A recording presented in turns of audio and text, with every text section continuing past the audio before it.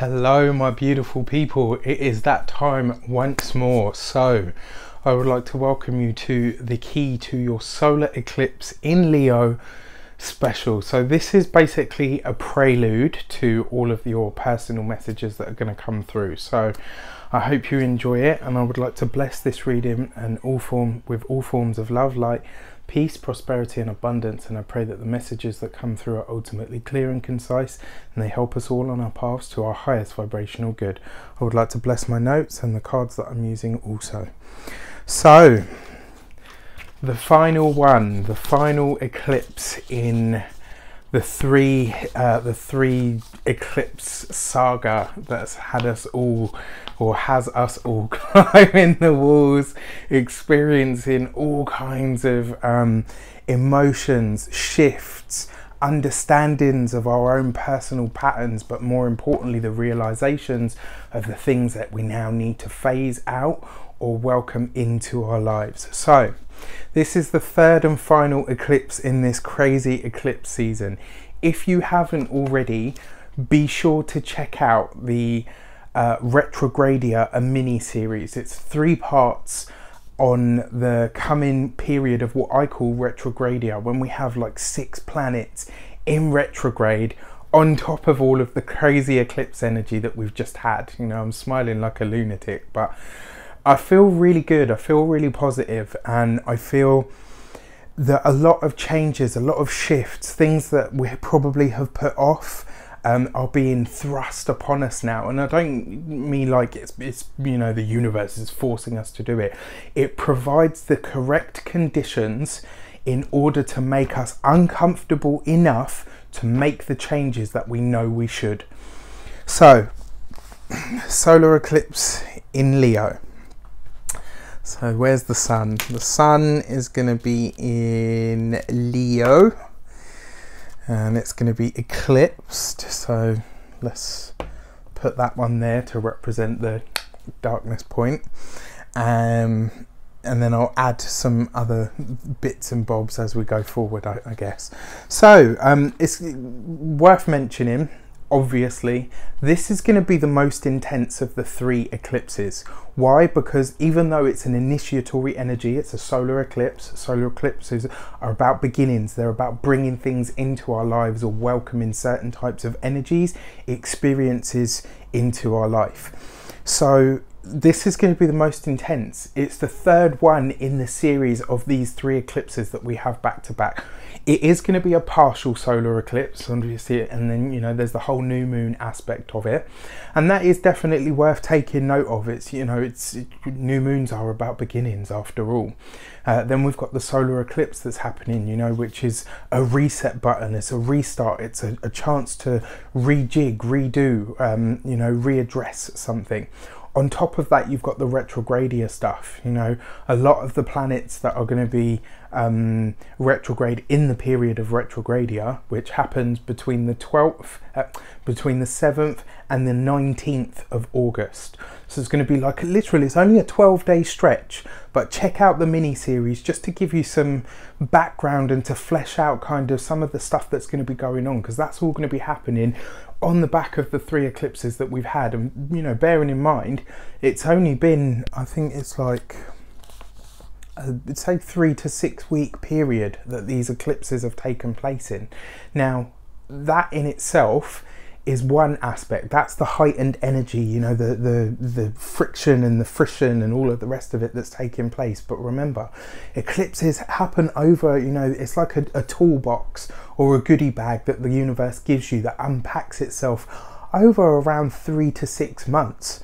So this, you know, the 3 eclipses that we've had, the final one on the 11th of August, you know, it's very much about, these are the events that are going to happen, but these are the energies that are going to start to unfold and start to unpack. You know, I've already done the other 2, the solar eclipse in Cancer and the lunar eclipse in Aquarius, both of which, you know, stuck some eucalyptus oil up my nose for sure. Yeah, like, okay, what's going on? And it's amazing how intense these energies really are. I've seen this play out a lot, you know, in my local area. So like, you know, when I go out to do the shopping and seeing people drive and shouting at each other and snatching and grabbing at things, it's been really interesting just to see, because, you know, and I'm not going to say that I've been above it all. I wish I could. You know, you could do a rap and just walk out of your job one day.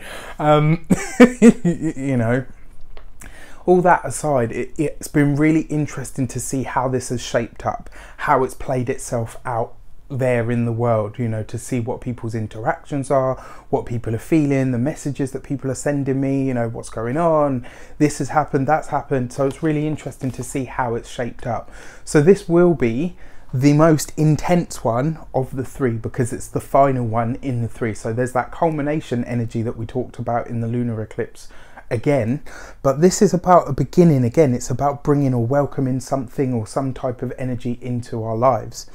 So final eclipse of the sun in Leo is also just about the most intense period of introspection, excavation and release that we are going to see. Once we pass this and August in general, we will begin to experience the freedom and clarity that we haven't experienced in a long time.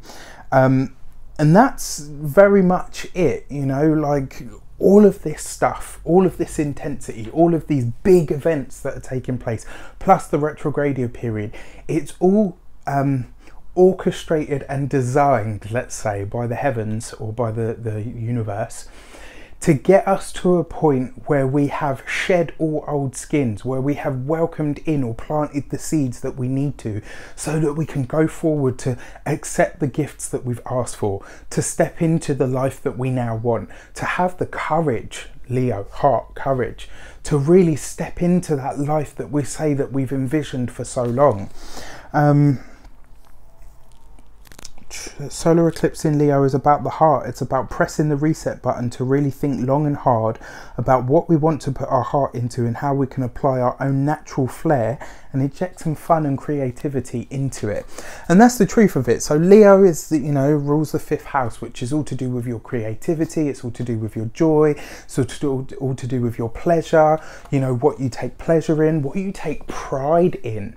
And this is about having pride in yourself, taking pride in yourself and saying, you know what, I welcome these things in. I'm going to have more fun. I'm going to be more optimistic. I'm going to look to all the good that is already in my life, so that when the better shows up, we can really open our arms and accept that as it comes, you know. Leo is about the heart and the spine. It has a connection to bravery. Wherever this aspect is taking place for all of us, it's worth mentioning. So in the tarot, the strength card actually represents Leo, and the strength card is about courage. It's about having the heart to face yourself. It's about having the heart to look into your heart and see what is truly there. What do you desire? What do you know? What does your heart call out for? What do you feel is your path? What does your heart tell you? What is the direction that your heart is pulling you into now? You know, with the with the stuff that's happening at the moment as well, including the retrogrades and everything else, this is asking you to get really brave, to really take a stand, to make a stake in what it is that you want, to stake your claim on what it is that you want. And one of the things I've always believed, you know, is from a young age as well, it's not enough for you to just say that you want something. You've got to claim it. You've got to choose it. And when I say choose it, I mean choose it at a deep core level, at the heart level, so that everything that you're radiating is vibrating outward towards what it is that you say you want, so that the universe can reverberate it back to you.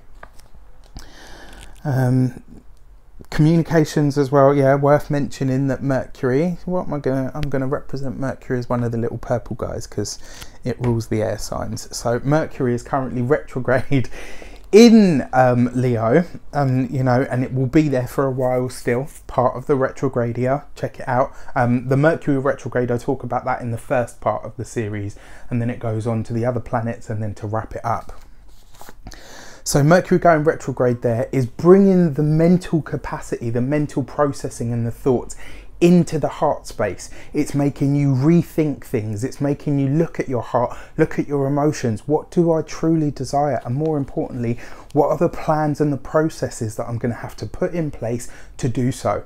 And then you add to that the solar eclipse energy. This is giving you the ability to start something, but right now it's about really getting yourself into the heart space that you need to be in to send that vibration out, to bring those things back to you. It's going to require your courage. It's going to require your honesty to really look at what you feel, what you care about, what brings you joy, what brings you or puts you in a creative space. All of that stuff's going to be really important now.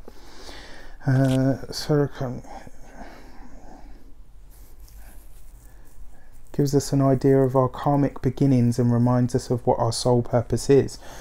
As if all of this wasn't enough as well, it's going to be squaring Jupiter, that big guy there. It's going to be squaring Jupiter. You know, and what have I put here? Kind of energy. Yeah, so this is kind of what I touched on before, but I want to go into more. Jupiter is expansion. It grows things. It adds fire to the. It adds air to the flame. It adds oxygen to the flames. If it were, you know, that. I mean, when you think about it, fire, fixed fire, Leo, and then Jupiter there in Scorpio. It's about going really deep. So Jupiter and Scorpio is asking you what you truly desire. What are your deepest desires? What are the things that you haven't even spoken out loud yet? Leo puts things on stage. It puts things out there. This is asking you, what are your deepest and truest heart's desires? And how brave are you willing to be in order to put yourself in the right space to achieve and receive those blessings? Do you have the heart? Do you have the courage? Are you willing to stake your claim on the things that you have asked for? And I've always believed this, you know, manifestation is one thing. Having the right mindset, having the right heart set, all really, really important.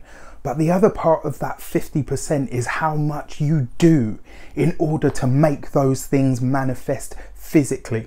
It's not enough, like, you know, all of this new age stuff where they tell us, oh, you know, just think and grow rich. There's stuff in that, absolutely, there's a truth to it, but what they forget to tell you is that the other 50% of the thinking and the feeling right is you doing right, absolutely getting off your ass to make that shit happen. It's not just going to be here and, you know, one day you think it and it just shows up. It doesn't work that way. You got to be willing to put your heart and soul into it in order for that manifestation, that vision, that dream to become something real. And Leo's giving you the fire and the passion to make it happen. And Jupiter there is amplifying that. And, you know, when it's in a square, squares are uncomfortable energy. It makes you uncomfortable enough to push yourself into the right space of being in order to achieve the things that you say you want deep in your heart. And Mercury there as well, in the conjunction of the whole thing, is making you really think deep about that stuff. Let's see, having okay, yeah, so with Mercury in the mix, it could see us looking for the broader vision for our lives and wanting to reach it, but being frustrated about how slow the speed is that we're able to achieve it. Having patience, being true to ourselves and communicating to the best of our ability will be the best way to get through, but ultimately to be brave enough to stake a claim in our heart's truest desires is what's being asked of us. And that is, you know, as much of it as I can tell you. You know, you've got to be brave. You've got to be willing to go into this stuff. You've got to be willing to put your 50% in so that when the universe gives you its 50%, suddenly you got 100%. You're functioning at the right way. All the pent up energy that's happening with the Mars retrograde is doing this so that when it goes forward, we can just expand and explode out into the universe and start to become and achieve all of the things that our heart's desires tell us that we truly want. I wish you an abundance of love, light, peace, prosperity and abundance itself. I will see you very soon for your personal solar eclipse special. Take care and enjoy watching.